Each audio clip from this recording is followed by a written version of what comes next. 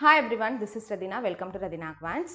இந்த செஷனில் நம்ம என்ன பார்க்க போகிறோம் அப்படின்னா ஒரு நோட்டிஃபிகேஷன் டீட்டெயில் தான் பார்க்க போகிறோம். யுனைடெட் இந்தியா இன்சூரன்ஸ் UIIC அதுலேருந்து அசிஸ்டன்ட் போஸ்டிங்கான நோட்டிஃபிகேஷன் ரீசெண்டாக வந்துச்சு.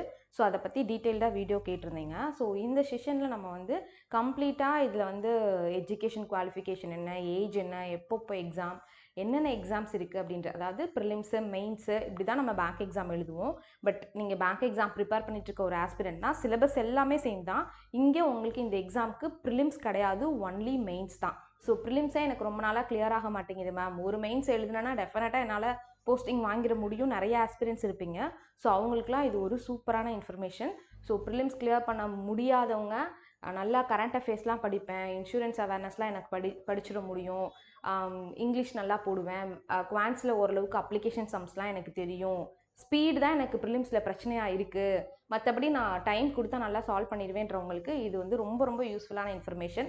பேங்க் எக்ஸாம் எழுதிட்டுருக்க எல்லாருமே இன்சூரன்ஸ் எக்ஸாம்ஸும் எழுத முடியும். ஸோ எழுதலாம், சேம் சிலபஸ் தான்.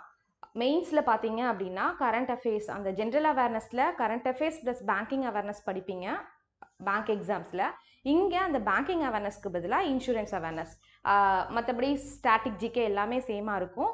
பேங்கிங் அவேர்னஸ்க்கு பதிலாக இன்சூரன்ஸ் அவேர்னஸ் நீங்கள் ப்ரிப்பேர் பண்ண போகிறீங்க. சேம் சிலபஸ் தான், ப்ரிலிம்ஸ் கிடையாது, மெயின்ஸ் மட்டும்தான்.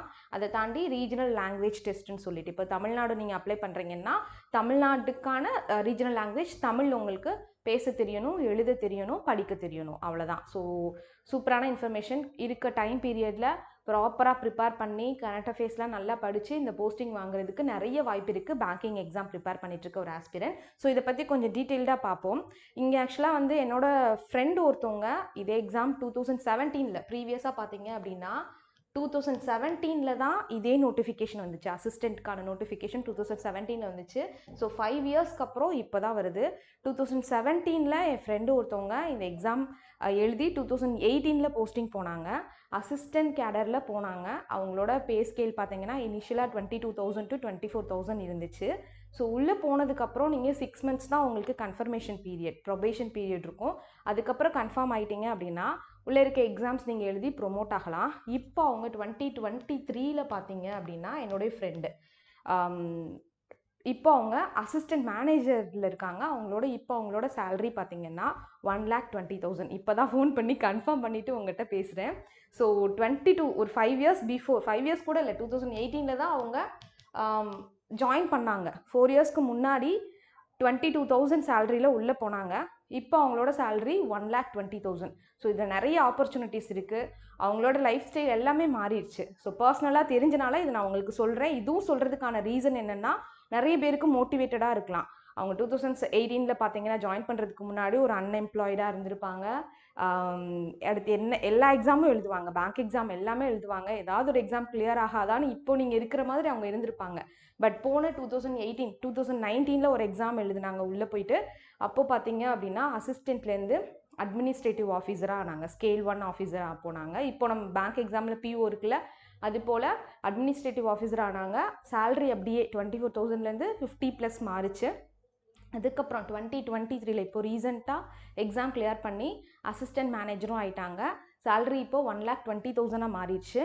இதில் பார்த்தீங்க அப்படின்னா நீங்கள் உள்ளே போயிட்டீங்கன்னா நிறைய ஃபீச்சர்ஸ் இருக்குது, நிறைய ஃபெசிலிட்டிஸ் இருக்குது. உங்களுக்கு வீக்கெண்ட் எல்லாமே ஒர்க் இருக்காது, பேங்க் அளவுக்கு ப்ரெஷர் இருக்காது. இன்சூரன்ஸ் செக்டாரில் சாட்டர்டே சண்டே லீவ் தான் இருக்கும். ஸோ இங்கே உள்ளே போனதுக்கப்புறம் தான் அவங்க பார்த்தீங்கன்னா இந்த பர்சனல் இன்ஃபர்மேஷன்லாம் அவங்கக்கிட்ட கேட்டுட்டு ஷேர் பண்ணவா ஸ்டூடெண்ட்ஸ்க்கு பெனிஃபிட்டாக இருக்கும், ஒரு மோட்டிவேஷனலாக இருக்கும்னு கேட்டுட்டு தான் நான் ஷேர் பண்ணுறேன். உள்ளே போனதுக்கப்புறம் தான் லோன் போட்டு ஒரு லேண்ட் வாங்கினாங்க. அதுக்கப்புறம் ஆஃபீஸ்லேயே இங்கே போயிட்டிங்கன்னா நீங்கள் பேங்க்கில் போய் லோன் வாங்கணுன்ற அவசியம் இல்லை. வெஹிக்கிள் லோன், ஹவுசிங் லோன் எல்லாமே உங்களுக்கு ஆஃபீஸ்லேருந்தே நீங்கள் அப்ளை பண்ணி வாங்கிக்கலாம்.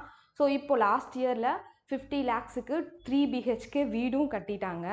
ஸோ இந்த மாதிரி நிறைய பேரோட லைஃப் இந்த நோட்டிஃபிகேஷனில் சேஞ்ச் ஆகிறதுக்கு வாய்ப்பு இருக்குது. ஒரு 4 to 5 இயர்ஸில் உங்களோட லைஃப்மே அசிஸ்டண்ட்டாக நீங்கள் ஜாயின் பண்ணி உள்ளே போய் ப்ரொமோட் ஆகி இந்த லெவலுக்கு, அசிஸ்டன்ட் மேனேஜர் லெவலுக்கு இன்னும் 3 to 4 இயர்ஸில் வர்றதுக்கு வாய்ப்பு இருக்குது. அதனால் யூட்டிலைஸ் பண்ணிக்கோங்க. உள்ளே நீங்கள் போகிறது அசிஸ்டண்ட்டாக ஜாயின் பண்ணிட்டீங்கன்னா ஒவ்வொரு எக்ஸாமை க்ராஸ் பண்ணி ஸ்கேல் 1 ஆஃபீஸராக, ஸ்கேல் 2 ஆஃபீஸராக நீங்கள் ப்ரொமோட் ஆகிக்கிட்டே இருக்கலாம். இன்னொரு முக்கியமான விஷயம், 2017 பார்த்தீங்கன்னா பே ஸ்கேல் நான் உங்களுக்கு டீட்டெயில் காட்டுறேன். அந்த பே ஸ்கேல் வேறு மாதிரி இருந்துச்சு. இப்போ உங்களுக்கு 24,000 அப்போ இருந்துச்சு, இப்போ 37,000 இருக்குது. ஸோ இது உங்களுக்கு அட்மினிஸ்ட்ரேட்டிவ் ஆஃபீஸராக நீங்கள் ஸ்கேல் 1ல் மாறும்போது டெஃபினட்டாக நீங்கள் 75+ வாங்கலாம். பேங்க் பிஓ லெவலுக்கு நீங்கள் அடுத்து உள்ளே போயிட்டு கூட வாங்கிக்கலாம். ஸோ இதில் முக்கியமான ஒரு இன்ஃபர்மேஷன், ப்ரிலிம்ஸ் எக்ஸாம் கிடையாது. ப்ரீவியஸ் நோட்டிஃபிகேஷனில் ப்ரிலிமினரி எக்ஸாம், மெயின்ஸ் எக்ஸாம், அதுக்கப்புறம் ஆர்எல்டி போட்டிருந்தாங்க. இப்போ ஒரே ஒரு எக்ஸாம் தான் போட்டிருக்காங்க, மெயின்ஸ் எக்ஸாம் மட்டும்தான். அண்ட் ரீஜனல் லாங்குவேஜ் டெஸ்ட்டு, தமிழ்நாடுனா நீங்கள் தமிழ் பேச தெரியணும், படிக்க தெரியணும், எழுத தெரியணும். ஓகே, அது டெஸ்ட் பண்ணுவாங்க. பேங்க் எக்ஸாம் மாதிரியான சேம் சிலபஸ் தான், ப்ளஸ் அவ்வளோதான். வீக்கெண்ட் சேலரி எல்லாமே ரிவைஸ்டில் இருக்குது. இது நம்ம என்னன்னு பார்ப்போம். ஸோ தெரியுதா, கிளியராக தெரியுதா? இது வந்து பார்த்தீங்கன்னா 2017ல் உங்களுக்கு இருந்த நோட்டிஃபிகேஷனில் இருந்தது. ஓகே, ஸோ இதில் பாருங்களேன், பே ஸ்கேல் வந்து 23,000 எம்எல்மெண்ட்ஸில் போட்டிருக்காங்க. மெட்ரோ சிட்டிலனா 23,000 தான் 2017 நோட்டிஃபிகேஷனில் இருந்துச்சு. இப்போ பாருங்கள் 37,000 பெர் மந்த். நீங்கள் ஜாயின் பண்ணும்போதே மெட்ரோ சிட்டிஸ்லாம் இந்த அளவுக்கு பே ஸ்கேல் வரும். ஸோ இது வந்து 2017 நோட்டிஃபிகேஷன், இது 2023யோட நோட்டிஃபிகேஷன். ஜஸ்ட் உங்களுக்கு டிஃப்ரென்ஸ் தெரியணுன்றதுக்காக நான் 2 ஸ்க்ரீன்ஷாட்டும் அட்டாச் பண்ணியிருக்கேன். நெக்ஸ்ட் பாருங்கள்.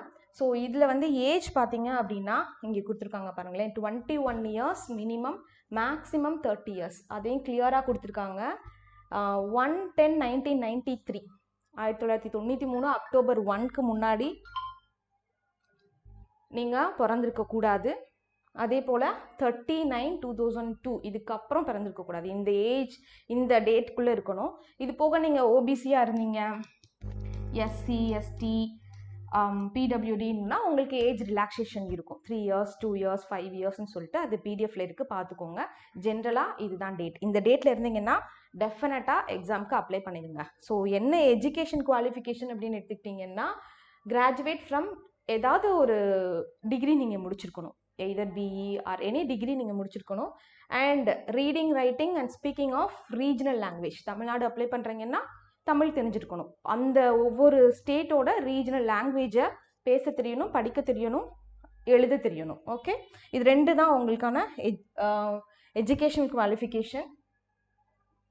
அடுத்து டேட் பார்த்தீங்கன்னா, அப்ளிகேஷன் டேட் 16th டிசம்பரில் கொடுத்துருந்தாங்க. பட் ஒரு சில டெக்னிக்கல் இஷ்யூஸ்னால 16th டிசம்பர் இல்லாமல் 18th போட்டிருந்தாங்க. ஸோ நீங்கள் இப்போலேருந்து கூட அப்ளை பண்ண ஆரம்பிக்கலாம். இன்றைக்கி டேட்லேருந்து கூட நீங்கள் அப்ளை பண்ணலாம். லாஸ்ட் டேட் அப்ளிகேஷனுக்கும் ஃபீ பேமெண்ட்டுக்கும் லாஸ்ட் டேட் பார்த்தீங்கன்னா 6th ஜனவரி. அதுக்குள்ளே அப்ளை பண்ணிடுங்க. உங்களுக்கு கால் லெட்டர், ப்ரிலிம்ஸ் அந்த எக்ஸாமுக்கான கால் லெட்டர் 10 டேஸ்க்கு முன்னாடி டெஃபினட்டாக வந்துடும். ஸோ கால் லெட்டர் வந்து ஒரு 10 டேஸில் எக்ஸாமும் இருக்கும். ஸோ ப்ரிப்பேர் பண்ணுங்கள். நான் அப்ளிகேஷன் ஃபீஸ் வந்து ஸ்க்ரீன்ஷாட் இன்ஃபர்மேஷன் வைக்க மறந்துட்டேன். எஸ்சி எஸ்டி பிடபிள்யூடி இவங்க மட்டும், எக்ஸ் சர்வீஸ்மேன், இவங்களுக்கு 250 இருந்துச்சு. அதர்ஸ்க்கு வந்து பார்த்தீங்க அப்படின்னா 1000 ப்ளஸ் ஜிஎஸ்டி போட்டிருந்தாங்க. ஸோ இது வந்து ரீஃபண்டபிள் கிடையாது. ஒரு தடவை நீங்கள் பே பண்ணி உள்ளே அப்ளை பண்ணிட்டீங்கன்னா நீங்கள் போய் எக்ஸாம் கண்டிப்பாக எழுதி ஆகணும். எக்ஸாம் எழுதினால ரீஃபண்ட் பண்ண மாட்டாங்க. அதுக்கப்புறம் முக்கியமாக என்ன எக்ஸாம் பார்த்தீங்கன்னா 2 ஹவர்ஸில் நடக்க போகுது. ஒரே ஒரு எக்ஸாம் தான், மெயின்ஸ் எக்ஸாம்ஸ். நான் சொன்ன மாதிரி 2 ஹவர்ஸ் இருக்கும். டோட்டலாக 2 ஹவர்ஸை பார்த்தீங்கன்னா 5 செக்ஷனாக பிரிச்சிருக்காங்க. ஒன்று வந்து ரீசனிங்கில் உங்களுக்கு 40 கொஷின்ஸ் வரும். Number of question 40 question. Mark பார்த்தீங்கன்னா 50 மார்க்ஸ் இருக்கும். இங்கிலீஷில் 40 question 50 marks. Numerical ability, quants, okay, application sums, DI எது வேணால் வரலாம். 40 questions 50 marks. General knowledge or general awareness. So இதில் தான் நான் சொன்ன மாதிரி கரண்ட் அஃபேர்ஸ் வரும், இன்சூரன்ஸ் அவேர்னஸ் வரும், அது போக ஸ்டாட்டிக் ஜிகே வரும். அப்போ பேங்கிங் பற்றின கேள்வியே இருக்காதான்னு கேட்டால் அப்படி இல்லை. பேங்க்கை பற்றின ரீசெண்டாக வந்த கொஷின்ஸ் எல்லாம் கரண்ட் அஃபேர்ஸில் சேர்ந்துடும். சரியா? பேங்க்கில் இந்த ஸ்கீம் இல்லை இது கூட வந்து டைப் பண்ணியிருக்காங்க, எல்லா டீட்டெயில்ஸுமே உங்களுக்கு கரண்ட் அஃபேர்ஸில் வந்துடும். பட் பேங்கிங் அவேர்னஸ்ன்னு ஒன்று இருக்குல்ல, அதுக்கு பதிலாக நீங்கள் இன்சூரன்ஸ் அவேர்னஸ் நீங்கள் படிப்பீங்க. அது போக ஸ்டாட்டிக் ஜிகே இருக்கும், 40 கொஷின்ஸ் வரும், 50 மார்க்ஸ். கம்ப்யூட்டர் நாலேஜ் சேம் தான். அப்போ பார்த்தீங்கன்னா நீங்கள் இங்கிலீஷில் ஸ்ட்ராங்காக இருக்கீங்கன்னு வச்சுக்கோங்க. இதெல்லாம் வந்து சால்வ் பண்ண முடியாது. ஒருவேளை எனக்கு குவான்ட்ஸ் வராது மேம், ரீசனிங் வராது, ஆனால் குவான்ட்ஸ் ஓரளவுக்காவது போட தெரியணும். குவான்ட்ஸில் சுத்தமாக நீங்கள் போயிட்டு 0 அப்படியெல்லாம் வாங்கக்கூடாது. ஸோ ரீசனிங்கும் டெஃபினட்டாக உங்களால் போட்டுற முடியும். குவான்ட்ஸை பேசிக் அப்ளிகேஷன் இன்னைக்குலேருந்து நீங்கள் ஸ்டார்ட் பண்ணுறீங்க, அப்ளிகேஷன் சம்ஸை படிக்க ஆரம்பிங்க, டிஐ ப்ரிப்பேர் பண்ணுங்கள், சிம்பிளிஃபிகேஷன் இதெல்லாம் இவ்வளோ நாள் ப்ராக்டிஸ் பண்ணியிருப்பீங்க. ஸோ இன்னைக்குலேருந்து உங்களோட அப்ளிகேஷன் சம்ஸ் எவ்வளோ ப்ரிப்பேர் பண்ண ஆரம்பிக்கிறீங்களோ எக்ஸாம் வரைக்கும் அந்த ஒரு இதில் ஸ்ட்ராங்காக இருங்க. அதை தாண்டி நீங்கள் கம்ப்யூட்டர் கம்ப்யூட்டர் நாலேஜ்க்கான அதே வேல்யூ தான் கரண்ட் அஃபேர்ஸ்க்கு, நியூமரிக்கல் எபிலிட்டிக்கு, இங்கிலீஷ் லாங்குவேஜ்க்கு, ரீசனிங்க்கு. இதுக்கெல்லாம் பெருசாக உங்களுக்கு டைம் எடுக்க போகுது. தெரிஞ்சால் ஆன்சர் பண்ண போகிறீங்க, தெரியலனா விட்டுட்டு வர போகிறீங்க. உட்காந்து சால்வ் பண்ணணுன்ற அவசியம் இல்லை. ஸோ டைமிங் எங்கே பிரச்சனையே கிடையாது. எல்லாருக்குமே ஒரே டைம் 120 மினிட்ஸாக பிரிச்சிருக்காங்க. 40 கொஷின்ஸ். ஓகே, ஸோ இப்போ பாருங்கள், கம்ப்யூட்டர் அவேர்னஸ் நீங்கள் ஸ்ட்ராங்காக இருந்தீங்கன்னா நம்பர் ஆஃப் கொஷின் 40. ஈஸியாக நீங்கள் ஒரு 30+ போட்டிங்கனாலும் உங்களுக்கு மார்க் அதிகமாக வந்துடும். ஜென்ரலாக கரண்ட் அஃபேர்ஸ் நல்லா படிச்சிருந்தாலும் போதும், ரீசனிங் உங்களுக்கு போட தெரிஞ்சாலும் போதும், இங்கிலீஷில் ஸ்ட்ராங்காக இருந்து போட தெரிஞ்சாலும் போதும், குவான்ஸில் ஓரளவுக்கு நீங்கள் ஸ்ட்ராங்காக இருந்தாலுமே போதும். ஸோ டெஃபினட்டாக நீங்கள் ஈஸியாக இதில் அதிகமாக ஸ்கோர் பண்ண முடியும். ஸோ டோட்டலாக 300 வேக்கன்சிஸ் இருக்குது ஓவரால் இந்தியாவில். ஸோ அதில் தமிழ்நாடுக்கு தான் இருக்கிறதுலே அதிக வேக்கன்சி, 78 வேக்கன்சிஸ் இருக்குது. மிஸ் பண்ணிடாதீங்க. டெஃபினட்டாக இது ஒரு நல்ல ஆப்பர்ச்சுனிட்டி, யூஸ் பண்ணிக்கோங்க. நம்ம ரெகுலராக ஒரு சில வீடியோஸ் எல்லாம் போடுறோம்ல, அப்ளிகேஷன் சம்ஸ்க்கு எஸ்பிஐ கிளர்க்குக்கு போட்டுட்ருக்கோம்ல, அந்த வீடியோஸை நீங்கள் இதுக்கும் யூஸ் பண்ணிக்கலாம். சரியா? அப்ளிகேஷன் சம்ஸில் ஸ்ட்ராங் ஆகுங்க. நீங்கள் குவான்ஸில் நல்லா ஸ்ட்ராங் ஆகணும் அப்படின்னா குவான்ஸ்க்கான வீடியோ கோர்ஸ் நம்ம ஆப்பில் இருக்குது. ஓகே, ரதினா குவான்ஸ் ஆப் ப்ளே ஸ்டோரில் டவுன்லோட் பண்ணிக்கோங்க. டவுன்லோட் பண்ணி இந்த லைஃப் டைம் வேலிடிட்டி பேக்கு 777 ஆஃபர் இன்றைக்கி போயிட்டுருக்கு. இந்த கோர்ஸை யூஸ் பண்ணி நீங்கள் குவான்ஸ் படித்தாலே பேசிக்கில் நல்லா ஸ்ட்ராங் ஆகிடலாம். அதை தாண்டி கொஞ்சம் ப்ராக்டிஸ் பண்ணணும். சரியா? இந்த quants A to Z series course நம்ம ஆப்பில் இருக்குது, யூஸ் பண்ணிக்கோங்க. அதை தாண்டி எஸ்எஸ்சி எம்டிஎஸ் ப்ரிப்பேர் பண்ணுறீங்கன்னா ஒரு கோர்ஸ் இருக்குது, ப்ளஸ் மார்க் டெஸ்ட்டு. எவ்வளோ ப்ரிப்பேர் பண்ணுறீங்களோ அந்த அளவுக்கு நிறைய மார்க் டெஸ்ட் எடுக்கணும். மார்க் டெஸ்ட் எடுக்கும்போது மட்டும்தான் நம்ம எந்த அளவு ஸ்ட்ராங்காக இருக்கும், எதில் நம்ம சேஞ்ச் பண்ணிக்கணும், டைமிங்கை எப்படி நம்ம பிக்கப் பண்ணுறோம், அதெல்லாம் தெரியும். அந்த மார்க் டெஸ்ட்டுமே நம்ம ஆப்பில் இருக்குது. இன்சூரன்ஸ் செக்டாருக்கான மார்க் டெஸ்ட்டுமே நம்ம ஆப்பில் இருக்குது, யூஸ் பண்ணிக்கோங்க. இன்ஸ்டாகிராம் அண்ட் டெலிகிராமில் ஃபாலோ பண்ணிக்கோங்க. வேறு ஏதாவது டவுட்ஸ் இருந்துச்சுன்னா கமெண்ட் செக்ஷனில் கேளுங்க. இந்த நோட்டிஃபிகேஷன் வந்து வேணும்னா நம்ம டெலிகிராம் குரூப்பில் நான் கூட ஷேர் பண்ணுறேன். இன்னும் டீட்டெயில்டாக நீங்கள் பார்க்கணுன்னா பார்த்துக்கலாம். இந்த ஆப்பர்ச்சுனிட்டி மிஸ் பண்ணிடாதீங்க. சீரியஸ்லி என்னோட க்ளோஸ் ஃப்ரெண்ட் அவங்க 2017 ஒரு அன்எம்ப்ளாய்டாக இருந்தாங்க. பட் இப்போ அவங்க வந்து அசிஸ்டன்ட் மேனேஜர் ஆகிட்டாங்க. 22,000 ஜாயின் பண்ணவங்க. இப்போ அவங்களோட சேலரி 1,20,000. நான் சொன்ன மாதிரி அதுக்கப்புறம் தான் லேண்டு வாங்கினாங்க. அதுக்கப்புறம் இப்போ 50 lakhsல 3 BHK வீடு கட்டிட்டாங்க. ஸோ இந்த மாதிரி நிறைய பேரோட லைஃப் சேஞ்ச் ஆகிறதுக்கு வாய்ப்பு இருக்குது. அவங்க பர்சனல் இன்ஃபர்மேஷன் கேட்டுட்டு தான் நான் ஷேர் பண்ணுறேன். உங்களுக்கு ஒரு மோட்டிவேஷனாக இருக்கணும் அப்படின்றதுக்காக. நல்லா ப்ரிப்பேர் பண்ணுங்கள். ஒரு எக்ஸாமும் ஒரு ஆஸ்பிரண்ட்டை லைஃப் ஸ்டைல் அவங்களோட தலையெழுத்தையே மாற்றுறதுக்கு வாய்ப்பு இருக்குது. ப்ரிப்பேர் பண்ணுங்கள். சரியா?